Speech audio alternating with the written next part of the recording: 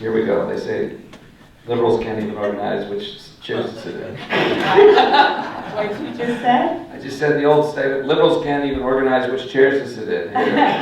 But we do it. We do it. I thought they were radicals. Radicals. Yeah, I wasn't gonna get into clarifying right at that point. The reason we could get the chairs arranged was, of course, because the interns brought the chairs down to the stage. All right, so here we are. Let's open with a question from the audience. I mean, I have some things certainly that I'd love to bring up, but let's start with this woman in the middle there. Yes, please. So I wanted to ask both yes, I wanted to ask both of you, because I have this feeling that the media has created, the mainstream media, television, has created this horrible election that we are having to endure. And so that we're so fatigued, outrage fatigue, you know, some journalists said that we're all in that state. And I just wonder what you think about that, what you think the media has done this election year. That the television media, specifically, is what you're saying, Yes. has to a certain extent propagated the conditions, the dynamics, the characters, the players of this election. Any comment on that? to a certain extent. No, I mean, look, we could do a whole panel on your question because, of course, it's brilliant and perfect, as all audience members at Hot Type showings are. But this is a big deal. We have seen the collapse of old media in this country. Newspapers today are, thin shreds of what they once were. Radio, because of the Telecom Act of 1996, is syndicated across the country. And so you can get Rush Limbaugh any place in America, but good local, quality coverage that you used to be able to rely on 20 years ago is now harder and harder to find. And television. And remember, broadcast local television is still the primary source of information for folks. I mean, they may only be tuning in to find out what the weather's going to be the next day, but it's really critical. We've written about this, they shave minutes off the local newscast at election time to fit more ads around it. So we literally have a situation where our major media, particularly broadcast in this media, but also digital as well, is click and rating obsessed. They live for the clicks and the ratings because advertising has fled into your phone, right? It comes to you via social media and other structures. So to build the audience they need to make money, they will go to the lowest common denominator. Enter Donald Trump. And what Donald Trump figured out, and it's great genius of his candidacy, is that American media as a whole, especially our established kind of major media, has become a dumb beast. And if you put food out for it every morning, it will come and eat that food. And so Trump is ingeniously kind of fed the beast every day, and the beast has come and eaten. Now, occasionally it will growl and get a little angry and point out something it doesn't like, but it comes back every morning for more food. And this is a crisis of our media. There's a wonderful report called the Tyndall Report, which analyzes how many minutes of broadcast news is devoted to every different candidate, every different thing. And at the end of 2015, remember, election campaigns are decided in the year before, not in the year that you live in, right? Before the primaries begin, you decide who's the credible candidates, who has a possibility. And at the end of 2015, if you can imagine this, and I hope I get this right, I haven't dealt with the fact for a little bit, but it's roughly, the Tyndall Report found that on ABC Evening News, which is a pretty good basic newscast, the ratio of Trump coverage to Bernie Sanders coverage was 80-1. 80-1. Now at that point, Bernie Sanders was polling exactly the same percentage in the polls as Donald Trump. And so I would just ask you, imagine if it had been equal. Imagine if it had been a 1-to-1 ratio of Bernie Sanders coverage, talking about economics, talking about all the issues talking about, to Trump. What do you think would have happened?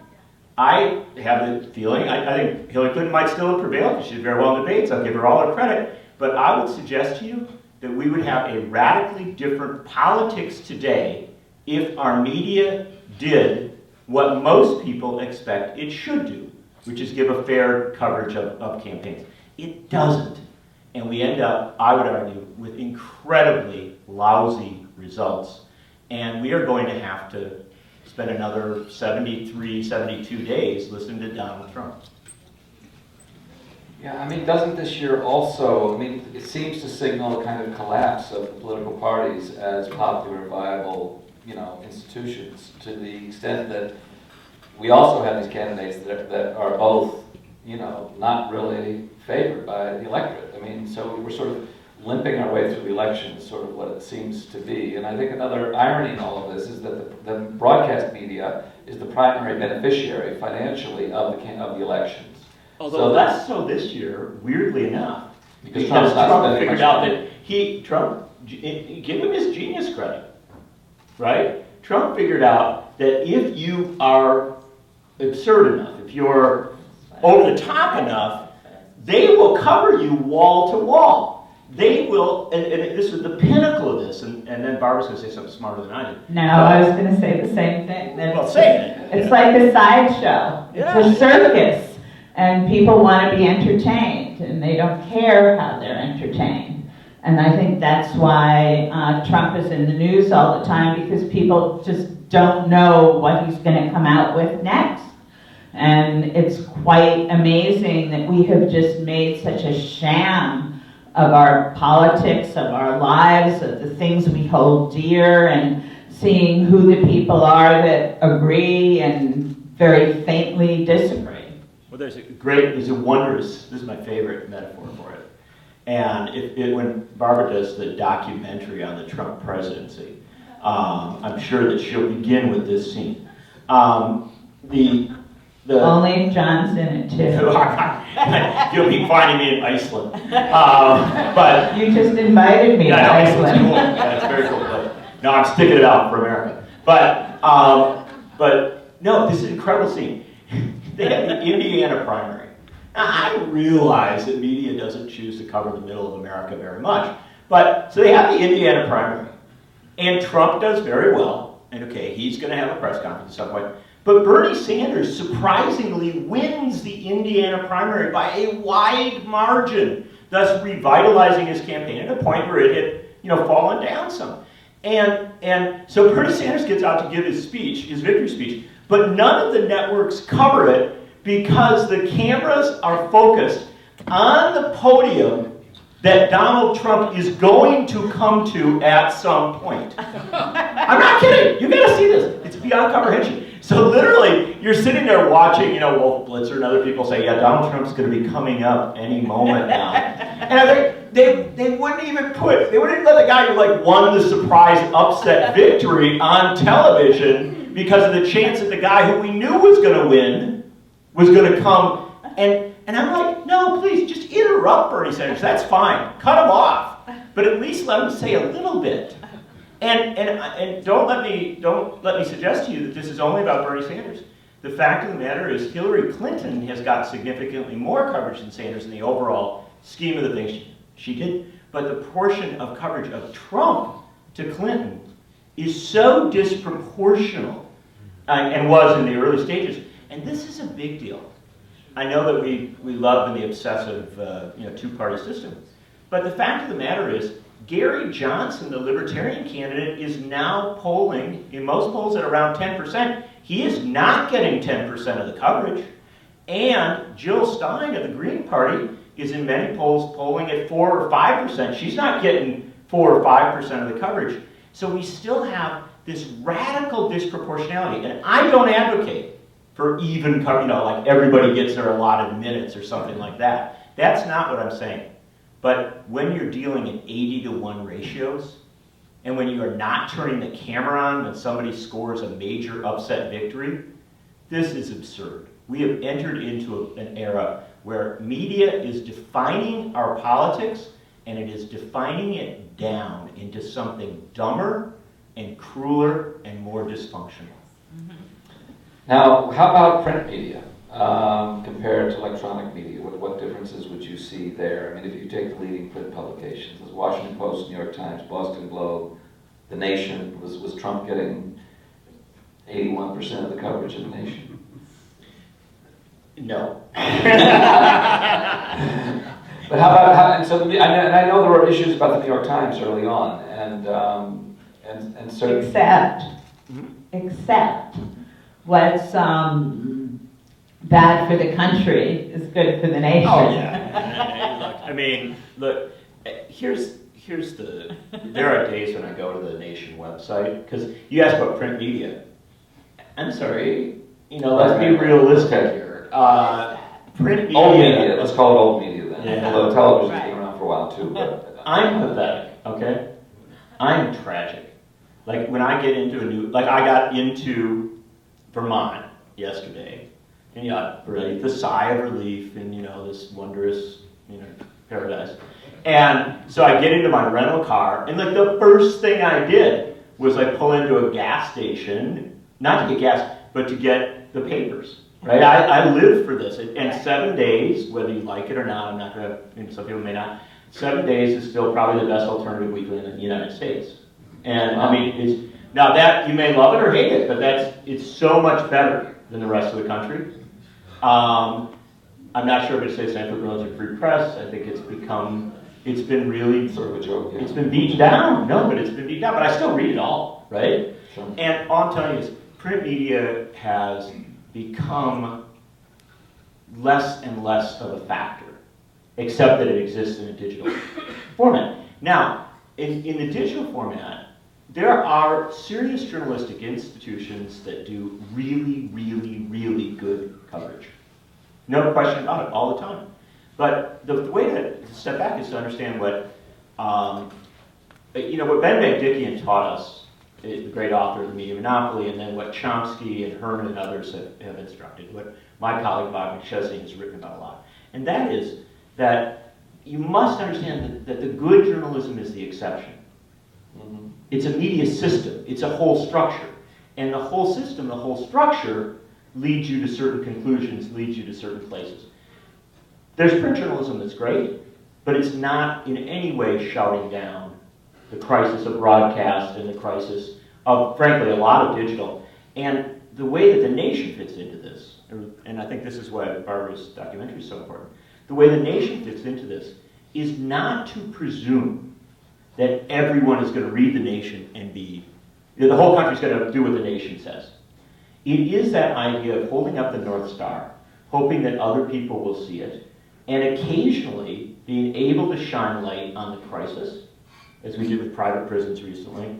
But also, and this is most importantly is to have the critique of the crisis so that the people who come out on a Sunday morning in Middlebury, Vermont, can at least know that they're not crazy. No, I'm not kidding. Or maybe they are. Let's see if we have another question in the audience. Anybody else? Nat, go ahead. Barbara, as a documentary filmmaker, I was inspired by your mastery of storytelling and pacing in this film. And I'm wondering, what was the ratio of film or tape shot to what we saw? And what's your role in the editing process? We shot a tremendous amount of footage. We shot so many different stories on BP and many things that just could not make it into the film. And the way that the process works in the editing, if that's what you're asking about, is a wonderful editor named Richard Hankin, who's just brilliant, and I let him look at everything. And I do not go in there at all until he is finished, because I knew too much. I knew too many in stories, and I'm sort of a chatterbox and would tell him all these different stories that aren't even in the film. So he looks at it, and then we both discuss what we think are the stronger stories, what images really can hold people and say something in a very small amount of time, the difficulty of not putting certain people in. It was very tough for this one because we wanted you to be engrossed, interested, understand what was happening today, and also go back on yesterday to see that things aren't that different. Okay, yes, right here. So congratulations on the film, it's really terrific.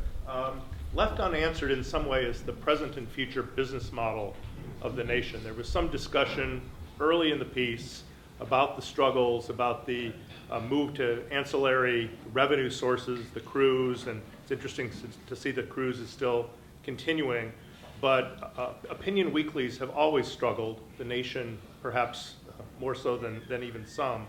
And so to what extent is the nation viable? To what extent is philanthropy still a part of its business model? And what do you see as the evolving future for the nation? To both of you. What do you think? Barbara's sitting over going, I know a few things. What do you know? Well, I know that Christina Vanden Heuvel is not going to let the nation go down the tubes. And she's going to continue to do whatever she can to keep it vibrant and alive. I don't know right now all the inner workings of what they're doing, but John would. Oh.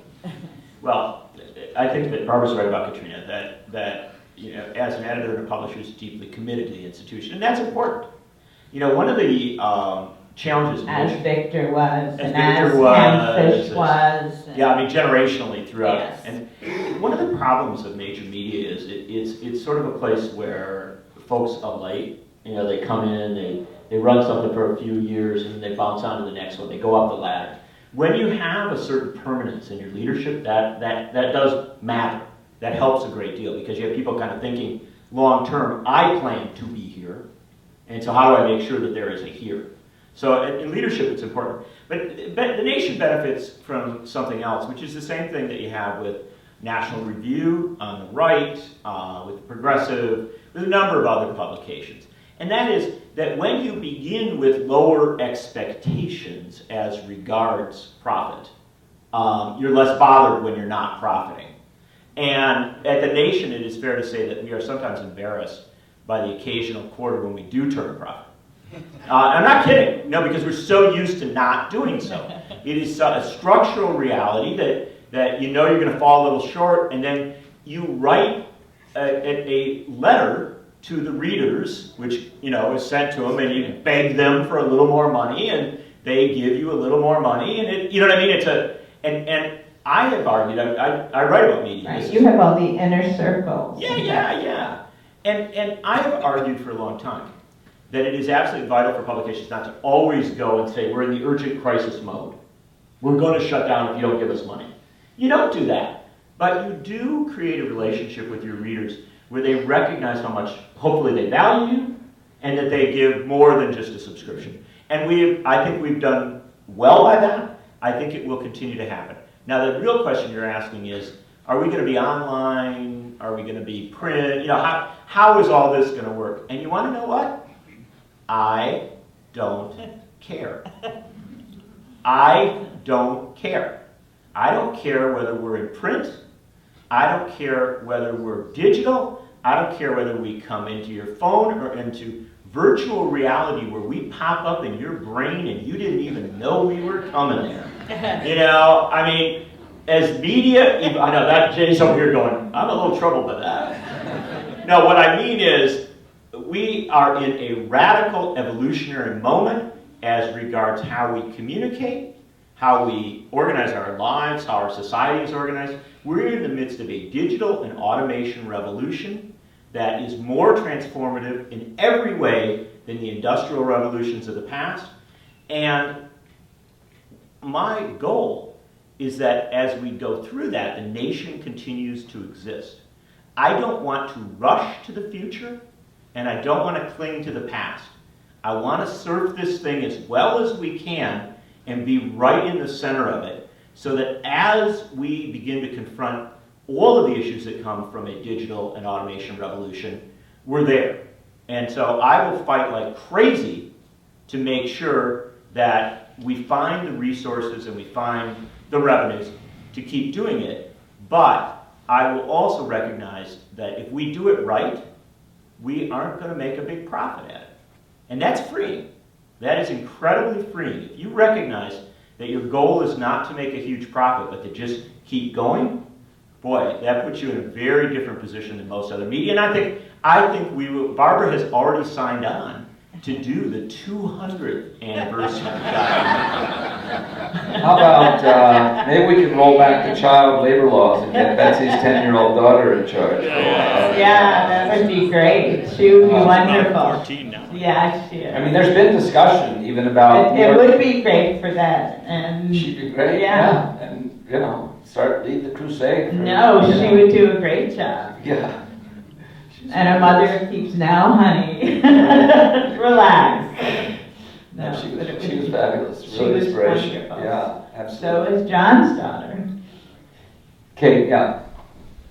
Well, one thing that was so fabulous in the film was your approaching younger readership through your internship program, and you know, and just asking them, you know, and the students at Columbia, so, you know, what can we do? And I was wondering if there was any way that you are regenerating through them. I'm aware that, for example, Vice is, you know, this, I mean, it only appeared on the scene, what, like 2 years ago, and is like taken over. I teach, so a lot of my students come in with, you know, IndieWire and Vice and all these new media sources. I was wondering how the nation can maybe tap into that, or are you trying to tap into those things and find the writers that are, you know, have the same kind of, you know, wonderful leftist perspective that might also appeal to others of their generation? Well, Barbara spent a lot of time looking at all this, and you know, and she did. Look, I actually think the way to appeal to young people is to not to try to appeal to young people, because I think one of the most troublesome things that a lot of institutions do is say, you know, how do we speak to the young? How do we remake ourselves to be what they want?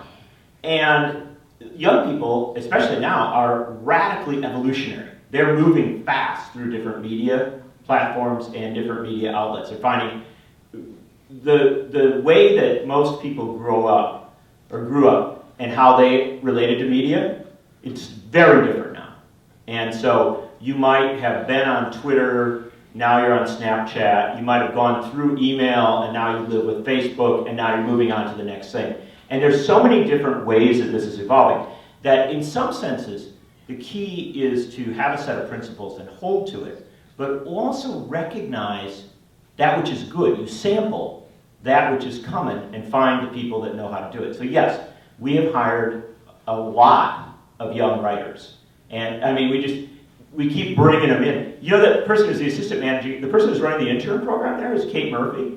She was an intern a couple of years ago, and now she's an assistant managing editor of the publication. And we have done a lot of that. And I think this is the vital thing. It's too often people ask, are you bringing writers in, young writers in? And that's important. But the bigger question is, are you making young people editors? Are you putting young people in positions where they have power?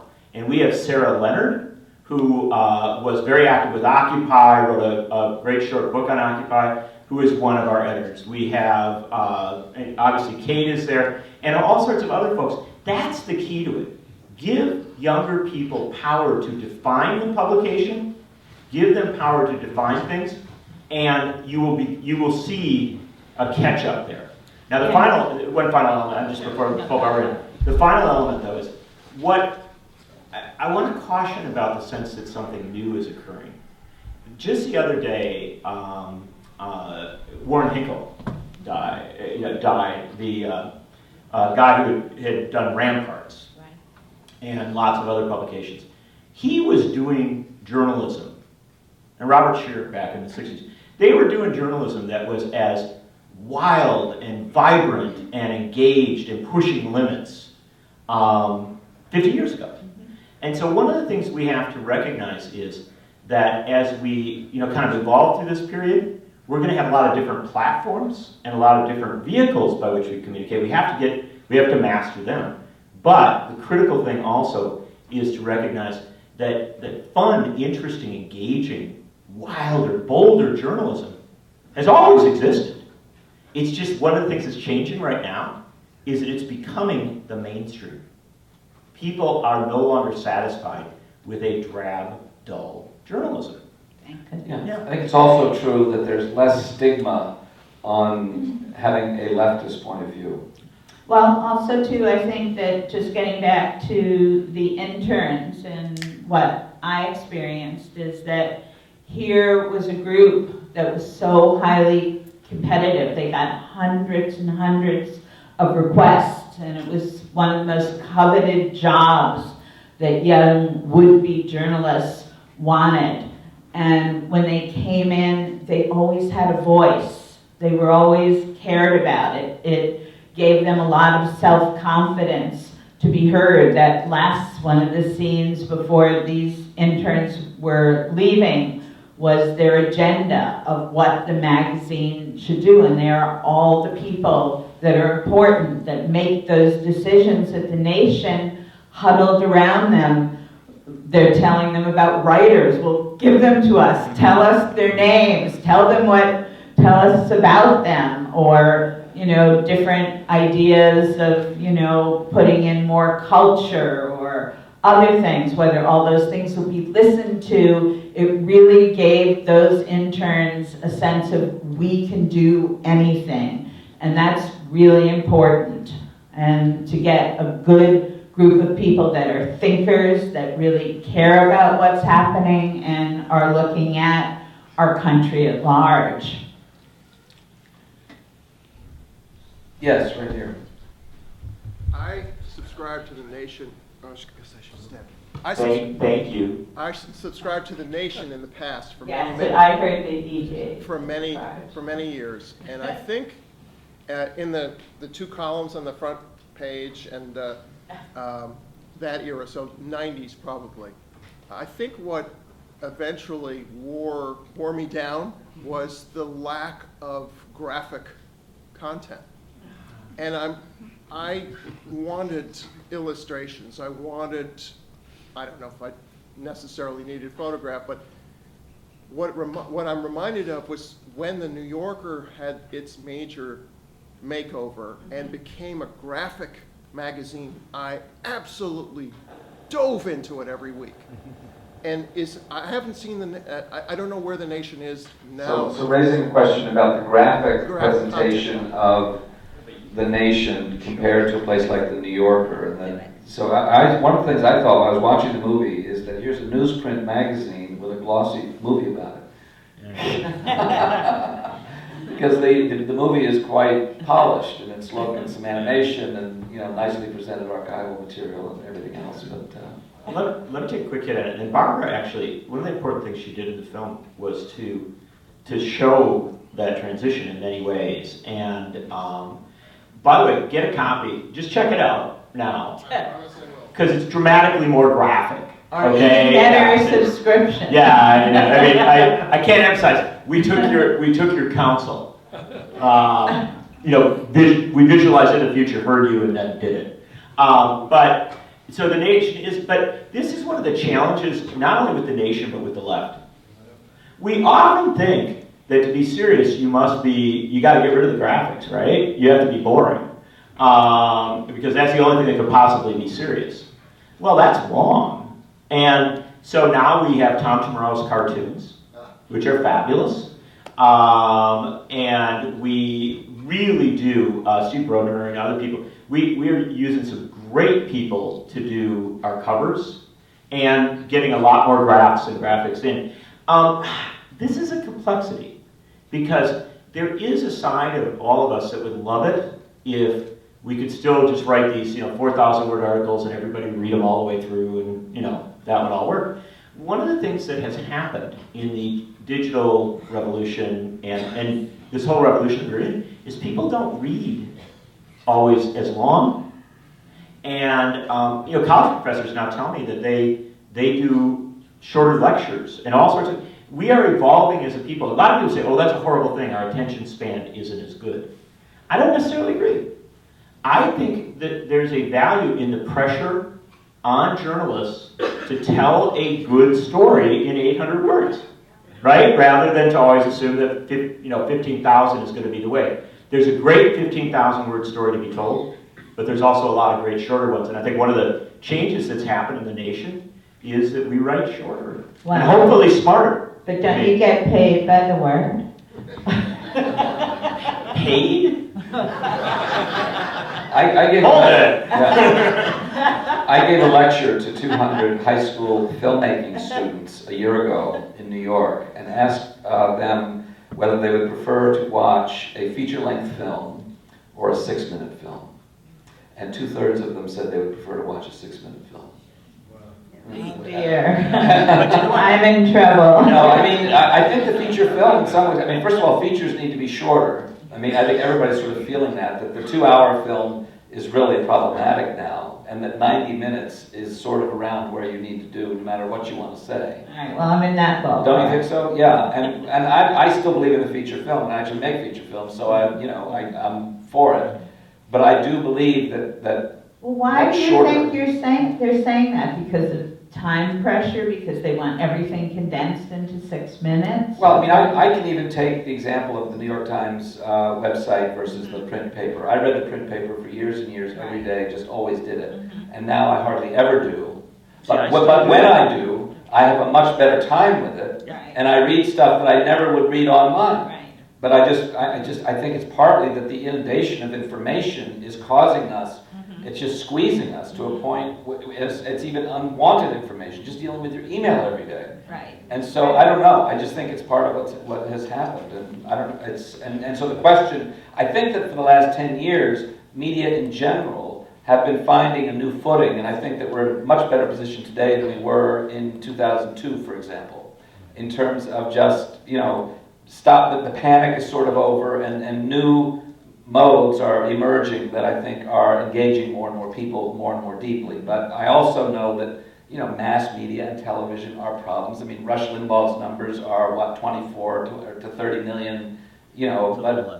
But National Public Radio is claiming 22 million as an audience. Yeah, and there are changes that are happening. No, I think NPR is really stepping up to it because you hear unbelievable stories that you would never hear anywhere else, and they touch on everything. They don't go into depth. Right, they're 3 minutes. But it They at do it least well. allows you to feel like you're understanding something and want to read more, want to learn more. You're being respected in Yeah. terms of what you are interested It's in. your teaser before the feature. But there's every reason to panic.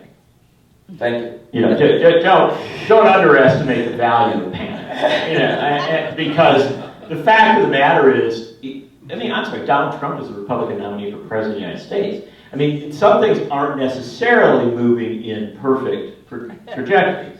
And so, we began our conversation with saying, boy, there's a lot of problems with media as it redounds into democracy.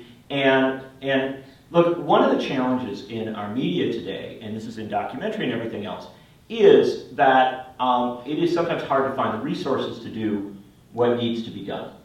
And it's much easier to find the resources to do what doesn't need to be done.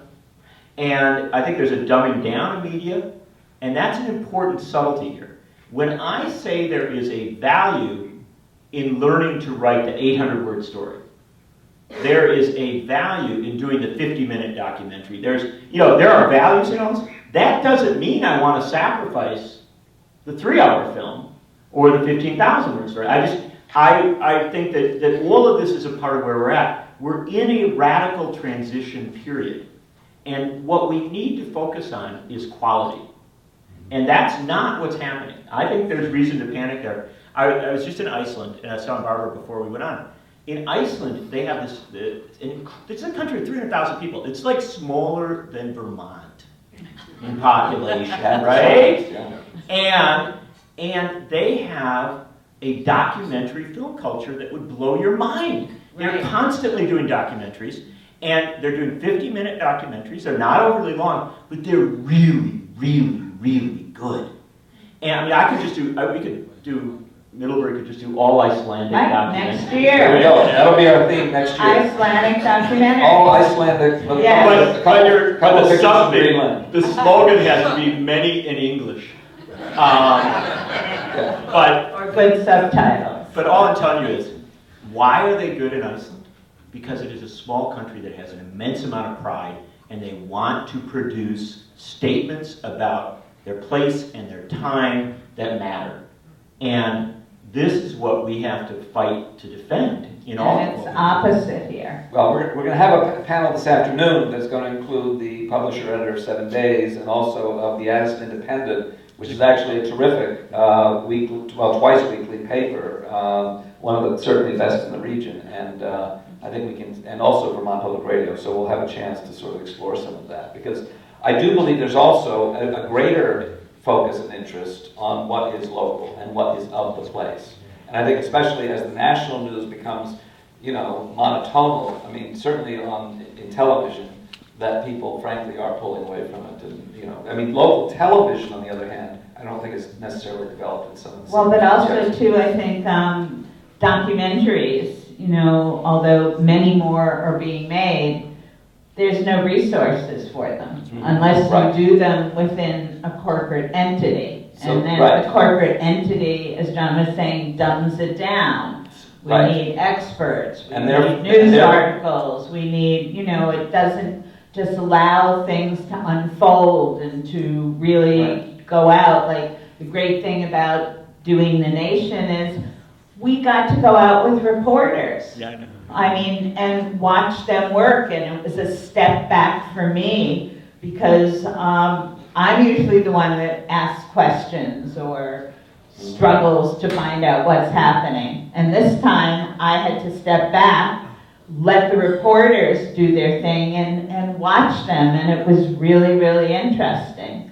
And that's one of the few places, the few reportage that's done. The New York Times thing that, Right. that you're Right, going to we see, do. that they don't go out into the field.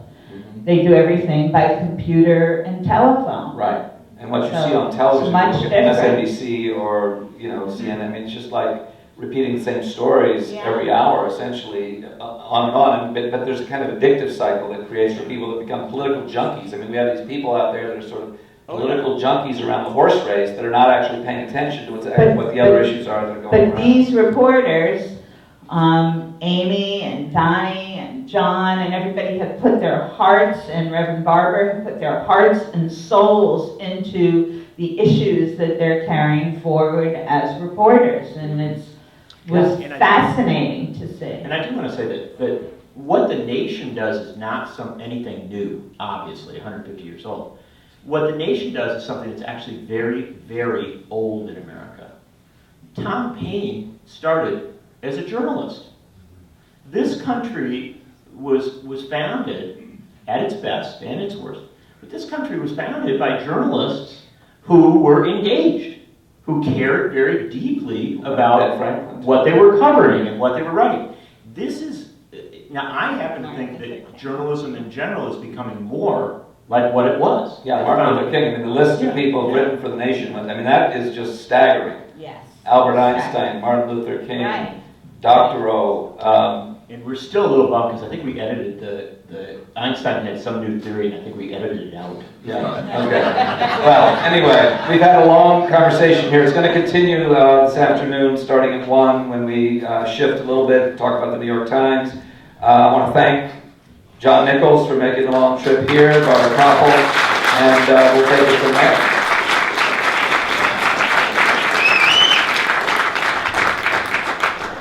Thank you all so much.